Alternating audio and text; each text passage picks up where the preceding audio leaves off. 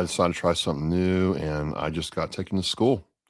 I got to eat some humble pie. I thought my audio was fine. I had tested it beforehand, and it wasn't fine. It was really weird. So I don't know if this is just a PEBCAC error, problem just between keyboard and chair, or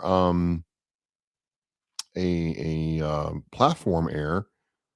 But the audio tested fine on one stream, and then I had some people in the chat tell me, "Hey, can't hear you." And sure enough, they were right. So we're going to do all this again. I'm going to go till 9 o'clock. I got time. So if you were watching before, you can now hear me. And if anything, I can redo what I just did. Good evening. My name is Travis Partington, host of Oscar Mike Radio. Oscar Mike Radio is part of Oscar Mike Radio is co-produced with Sinister Wind Productions. What's your podcast doing? Thank you, Facebook user, for checking in. Now I'm good. And I'm not quite good. I want to thank my sponsors, Joyce Asek of Asek Real Estate, Echo 6 Creations, Danielle Rocco, and my supporters, Cason Shaving Company, Exceptional Parent Magazine, Faye, I hope you're doing all right, and Fight Camp, be your strongest combination. It's number 474 with some hiccups. It happens, and I just got to deal with it and move on. And it just goes to show that no matter how long I've been doing this, I still got a lot to learn and do, especially when I try new things, but that's okay. We're here right now on New Year's Day, and if you're not watching football, traveling, or whatever, I want to thank you for giving me some time to come by and check this out. I'm going to talk about a couple things. How was your New Year's Day? My New Year's Day was great. Start off watching my niece, Jalen, who is a cheerleader dancer for the University of Indiana in the Rose Bowl parade. Yay, Jalen. It's just kind of hard to believe that one day they're just, come here, Uncle Travis, and talk to me. And the next day she's on national TV. It's crazy. And so, to my sister and her husband, you all did a great job, made a wonderful, wonderful young woman, and all the best. And as much as I'm supposed to cheer for the SEC first because I'm an LSU fan, I can't lie. There was a bit of satisfaction watching Alabama get served some humble pie, especially after the year that I've had to deal with as an LSU fan. So it is what it is.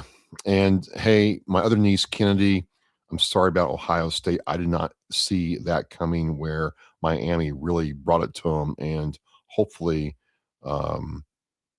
you all can get back in the winner's circle in the future because, wow, that was unexpected. So again, thank you for coming back on the stream.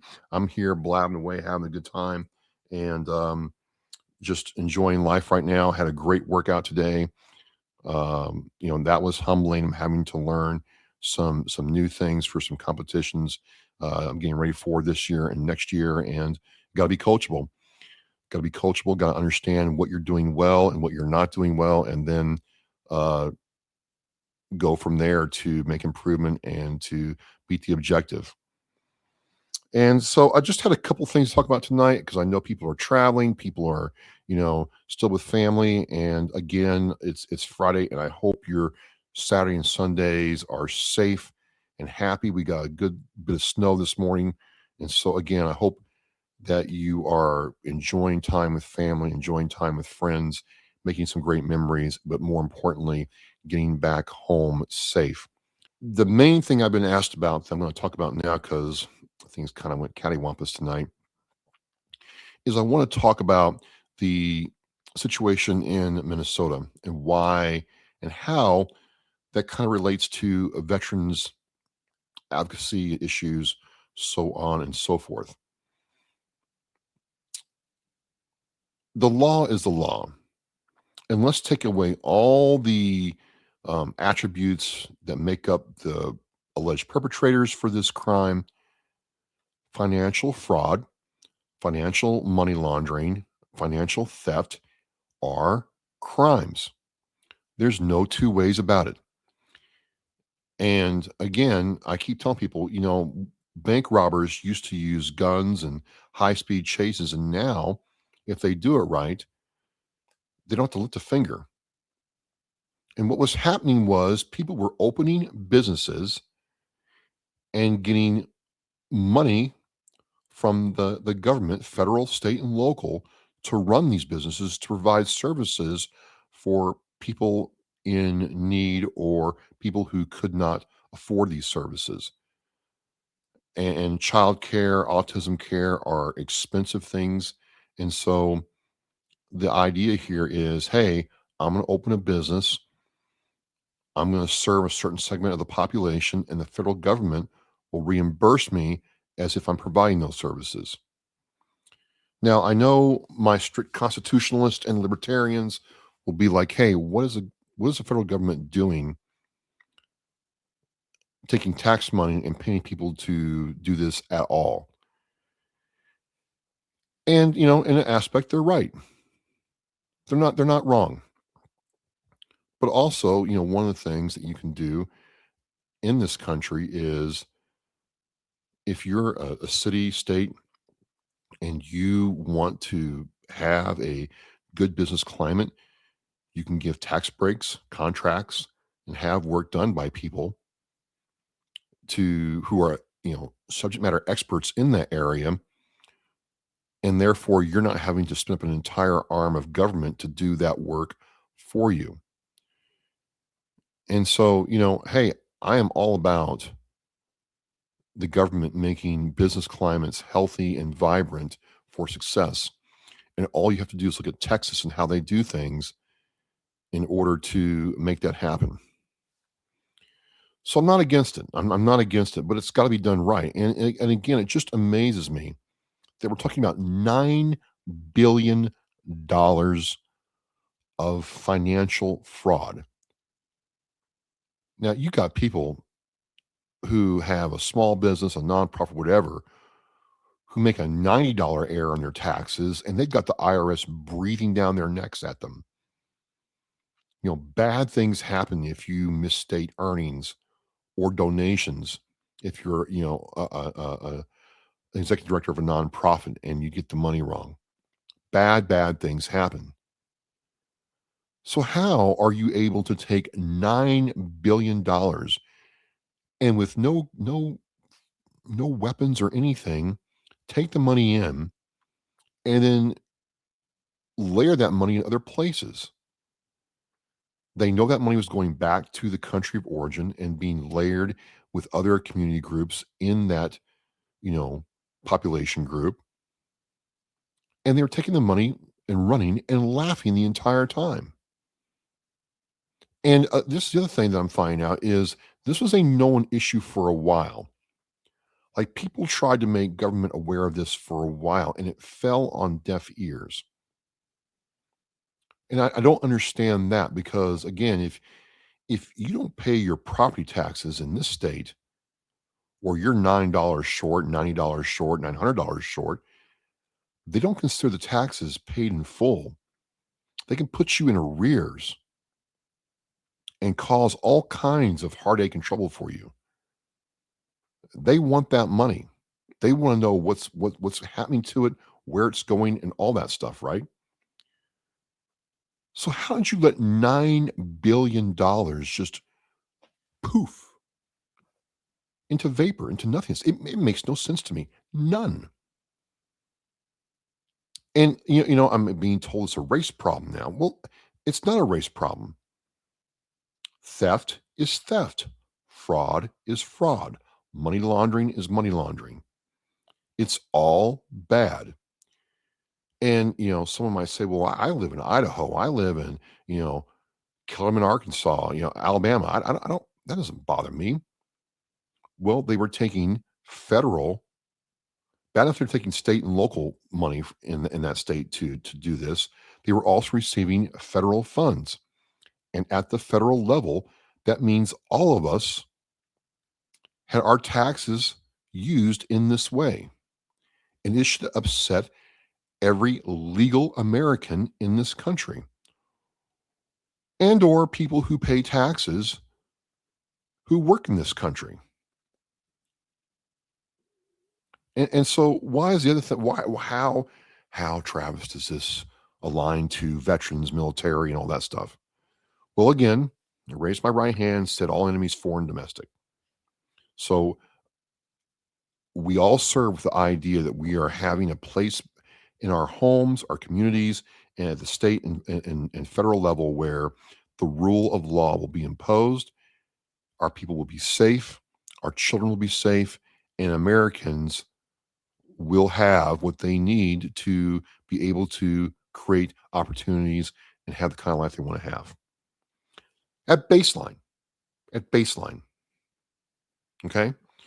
And, for veterans, I have been told that, hey, oh, Trav, there's just not, we've looked at the state budget and there's hard getting money for this. It's hard getting money for that.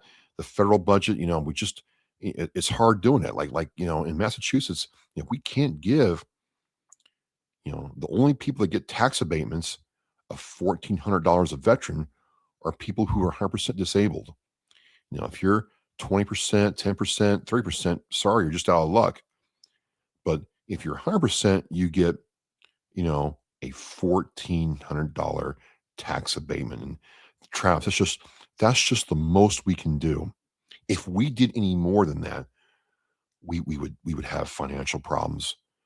We just couldn't do that. It's just hard for us to do this, and we feel we're being really generous by giving a veteran who is 100% disabled a $1,400 tax abatement on their home. We can't do it for vehicles. You've got to pay that excise tax, whether you drive that car 10 miles a week or 100 miles a day. We want that excise tax paid. Oh, that veteran's trying to go to, Suffolk University or Bunker Hill and takes the commuter rail, and they're only, 50% disabled, 20% disabled. Yeah, we're not going to help them out until they get to 70% disabled. Because if we gave every veteran a break on their commuter rail pass, oh, that would put us into dire straits, dire straits. And then housing. Oh my God, there's no money available to build housing. The federal government just can't. We can't do that. There's just not enough money coming from the federal government for us to build housing for veterans or training centers for veterans. We just can't do it. We just can't do it. Okay, so I hear that at the state and federal level, getting money for veterans to better their lives or, do voc rehab type programs or to, understand licensing if maybe they were a heavy equipment operator in the military and they're trying to get their license or their state certification so they can, drive, excavators and loaders, all that kind of stuff. There's no money for that. Okay. There's no money for that. But there's $9 billion for population groups that may or may not be legal, entrance here to this country to run daycare centers and autism centers, like 20 in a building. If you look at different heat maps of the number of daycare and autism centers in like the Twin Cities in Minnesota, you got to scratch your head and wondering, like, what is going on? I know it's the land of 10,000 lakes, but oh my God. I mean, what's going on here? Is everybody in Minnesota, autistic, or what's in the water? I mean, moms are just having kids like left and right. I mean, there must be thousands of babies rolling through these centers every day. No problem getting them money. No problem giving them money and with no oversight. No problem giving them money with no oversight and never asking for attestation or validation of the money spent. Nothing. These places were literally, you could see that these places were not being used by the fact that the parking lots in these places were not plowed, were not safe. You know, there was no outdoor, equipment for the kids to play on, nothing. And no one raised an issue. I take that back. It's my understanding that this is not the first time this has come to the fore. It's just now it's got some steam. Enough Minnesotans got upset that they finally got heard and people said enough's enough. And so here's the thing. Here's why I'm kind of, in my rant tonight, if you will, or in my feelings or emotions. I do not want to hear how there's not enough money for active duty veterans, family support, transition support, housing support, medical support, whatever, that a veteran can't get a wheelchair, can't get a ramp built, has to take a home improvement loan to get their house redone because they got injured and wounded and they can't walk around that well. And so they need, their house to be reconfigured to I don't tell me there's not enough money. If you can give $9 billion to people in that area, in that population group with no oversight, there is money to take care of our veterans. Okay? There is money. I don't want to hear that excuse anymore. And again, okay, let's just say that money was earmarked for veterans.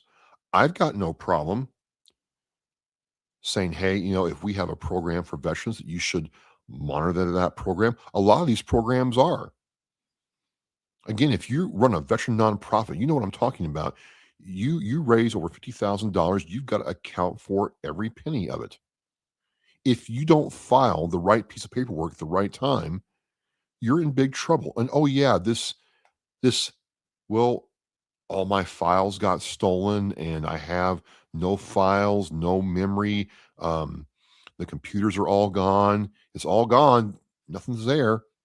Wouldn't work because the burden of expectation on you is that you, the nonprofit head, will have this either stored somewhere electronically or in a file cabinet and can produce it at any time.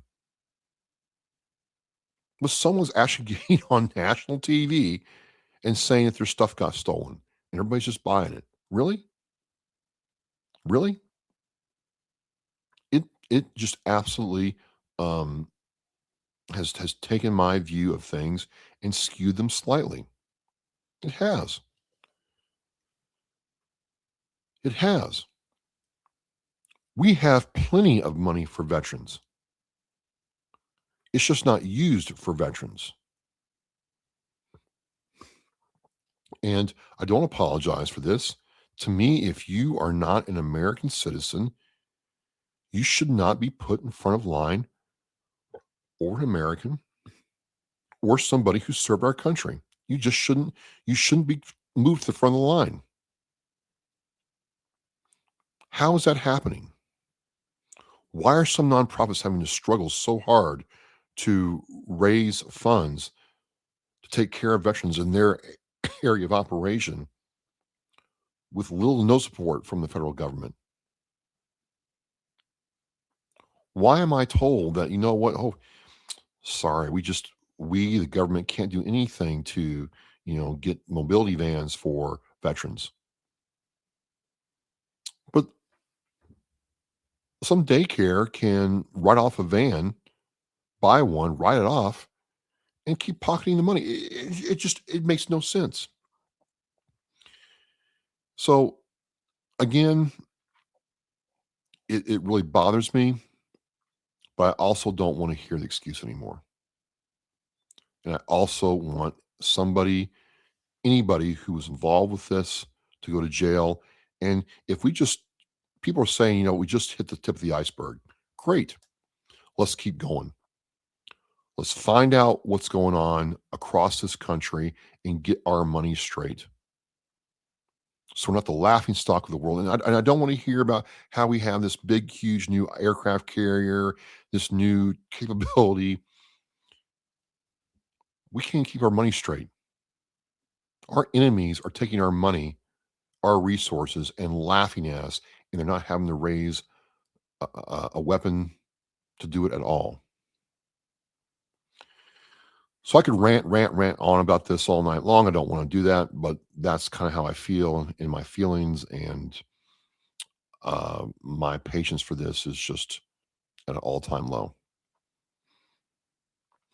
So I want to end the second half of this on where do I think veterans advocacy is going to go in the next couple of years.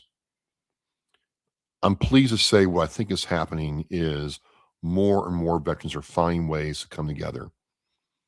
And I appreciate the work of the American Legion, the VFW, AMVETS, the DAV. I appreciate those organizations, the Marine Corps League. But I also think that what's going to happen here in the next couple of years is we're going to see the era of the influencer, not just in the veteran space, but everywhere, kind of diminish. And I think the next thing is building either new communities online or in other places where, maybe you're into kayaking, maybe you're into, AI business, maybe you're into cybersecurity, whatever you're into as a veteran, building a community around other veterans who are into that thing is going to be the next big thing. And then after that, it will be taking all these communities and uniting together to make change at the national level. So, things like Discord have changed the game. Things like school have changed the game. Uh, Facebook almost had it right with groups until they really cracked down on it. But that's what I think is going to happen. I think it's going to be where, hey, you know what? We have a veterans, video game group. We all meet on Friday night from, 7 to midnight. Hop in and do this. Let's talk about your gaming rigs, your builds, so on and so forth. There'll be a community for business owners, and you'll have people who serve their country, start their own businesses, come in and contribute to that community and be a part of what you're trying to do. I think that is really the next phase. It's not big events. It's not necessarily fundraisers. It's about the community after service or community of service after service. So maybe you served in the military and you get out, and I was there too, where you kind of like, excuse me, it's dry cough. Wait a minute. Puller.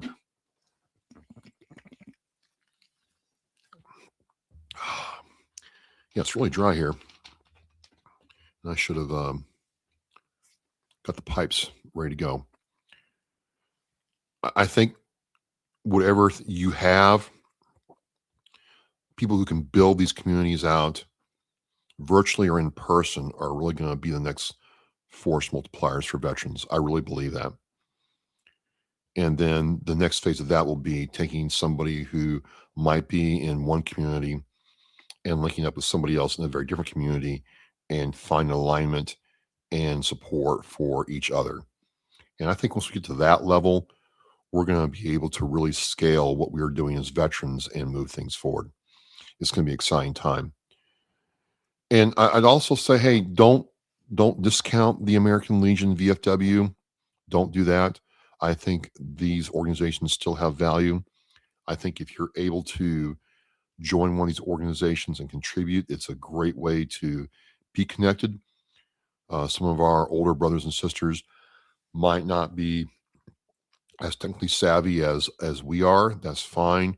I love hanging out with my Vietnam era veteran brothers and sisters, hearing those stories, understanding that they saw things that we could never even imagine. And the other thing too is they lived through a time where America changed forever. They lived it. They certainly lived it. And I would like to see them know that they still have a place at the table and that we value and honor them. And you think about it, right? We going into year 10 of doing Oscar Mike Radio. When I first started Oscar Mike Radio, there were maybe a couple veteran podcasters, and now there's thousands of them. And people ask me all the time, well, are you a little like jealous or upset that you've worked in this space for so long and these new people are coming up and just taking parts of what you do? And no, I'm not. I say the more the merrier. It's kind of easy if you're in this space to think there's a lot of veterans podcasters. There's really not.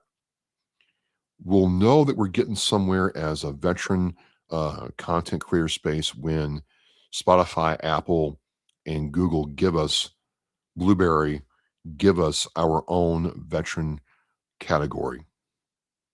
And, you know, I'd be totally cool with like Spotify saying, hey, you know what, we're going to link to ID Me. And if you want to be a verified military, veteran content creator for our platform, we're going to run an ID Me check on you. Okay. Yep. We see you got DD 214. Here's your discharge status, verified veteran. When we get to that point, that's when I think we can start saying, okay, cool. Because that will mean that we have enough voices unified in maybe different things, different lanes, but in the same direction to move things forward. It's going to be exciting. And I think it's really cool seeing some of our active duty brothers and sisters making content while they serve. I'm all for it. Uh, that would not have happened when I served at all. It wouldn't even be allowed. And well, I think you got to be careful about what you share with the world.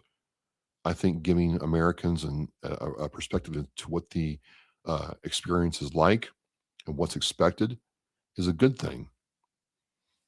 These are ambassadors for the kind of people we want to join the military.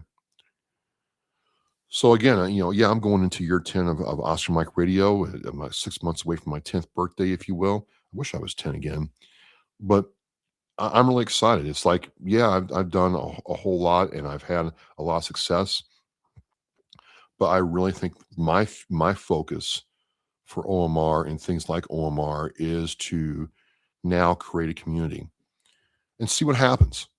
Um, yeah, I'm going to do the podcast. I'll always do the podcast, but now here's a community of people who they might not listen to every podcast. They might not understand what's going on, but we all align. And if there's a way that I can get us all in the same room and we can share with each other what works and what doesn't, and we can support each other where they are, well, great. Fantastic. Let's do it. And, this is going to require me to do new and different things. But, to me, you have to do new and different stuff in order to grow.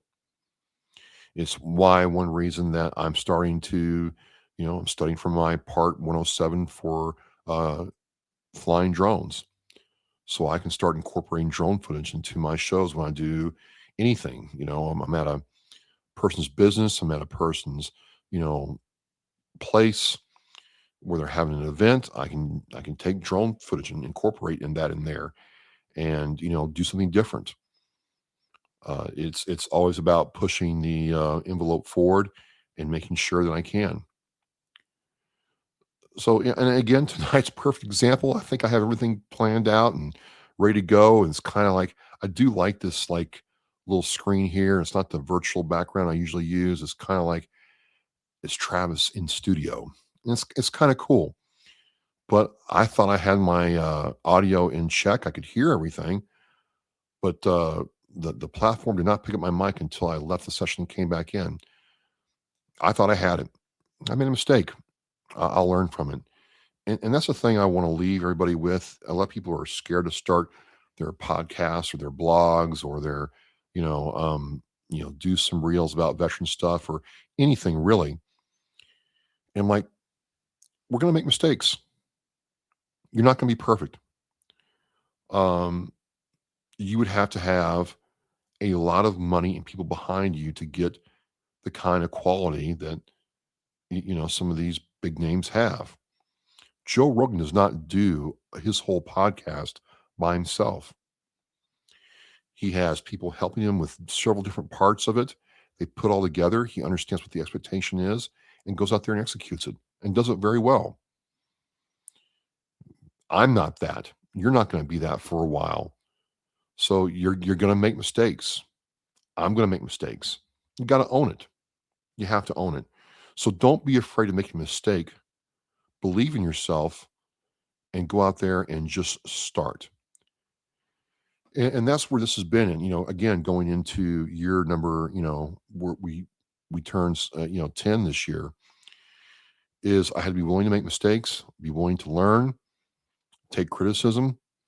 You know, I love the attaboys. Thank you very much. But there's some things I do well, and there's some things I don't. And I'm still working to improve, and I still have a lot to learn. Um, but the cool thing is, and I tell people all the time, when I started podcasting, a setup like this was, $10,000. Now you can get stuff like this for around a grand if you do it right. It's really kind of like the barrier to entry is low, and you can literally use your cell phone to make a great show if you know what you're doing.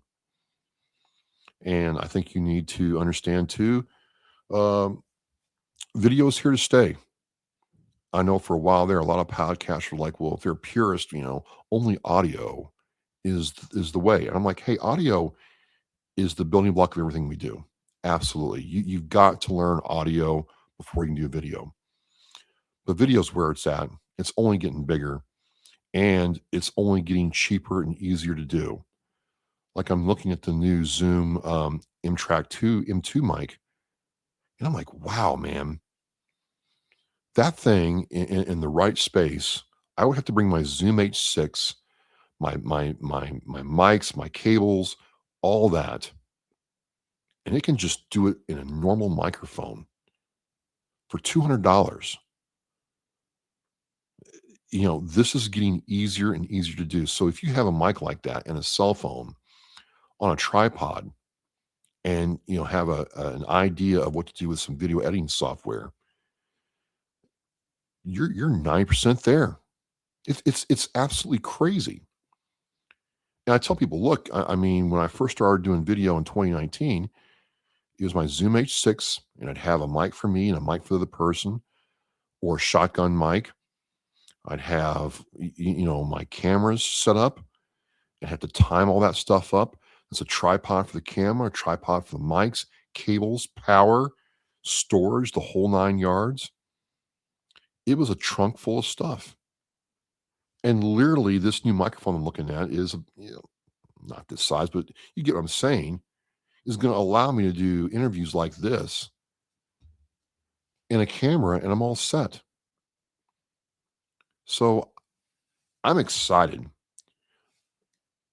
You can get into podcasting very, very easily. And I'd be remiss if I didn't give a big shout out to my favorite student of podcasting, Nancy Morrison with the Nancy's Nooks. Oh my God, with the Nancy's Nook podcast. That's Nancy's Nook podcast. You can't miss it. And she's done amazing. She's almost at 20 episodes now. I'm so proud of her. Nancy, you've hung in there. You've worked this. You've gotten good at it. And I cannot wait to see where you go next. But she started off very, very easy. It's the whole crawl, walk, run thing. So again, I am excited to keep learning. I'm excited to keep doing. I have some ideas of things I want to do and where I want to go with the show, and how I want to do different things differently, how I want to do things better. And I can tell you the rule's still the same. You can still come here and have the kind of show you want on your terms. Just do the work and believe in yourself. So I shouldn't say so. That's a filler word. I gotta make sure that I don't do that anymore. And yes, I'm correcting myself on air, but I gotta improve in that regard, because a lot of times, you know what it is? I pre-record everything and edit all this stuff out. But doing it live is a different feel. And I think that's one thing that I might try to do, is I might try to do more of these lives on a regular basis, so I get that live TV, live show feel, and practice this stuff without the benefit of editing, because editing, is something that I've gotten very good at and can do a lot with it. But it's all fun. I'm going to close with this. Whether it's a podcast, a business, a nonprofit, something in arts, something in a hobby, or a mission, or a bucket list item, you can get started anytime, and you can change your life anytime. And I'm not saying you're going to be the best at whatever you choose to do or make a ton of money. But if you really believe in what you're going to do and you're doing it for the right reason, what you're going to get out of whatever you pursue is going to not only change your life, but will change others' lives. So I would just encourage you to believe in yourself, but take action. Okay. Have the motivation to do the discipline and have it all bound up with belief, and you can't go wrong. And that's really the thing for Oscar Mike Radio in 2026 is we are seeing the results of belief. And I said this before, and I say it again as I close this down. I believe in you. Thank you very much. Good night. Safe travels. Happy New Year. We're mission in flight.